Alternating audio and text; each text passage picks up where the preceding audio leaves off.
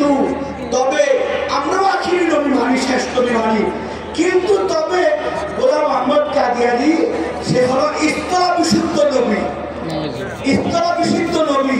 নবীর পরে একজন নবী লাগবে।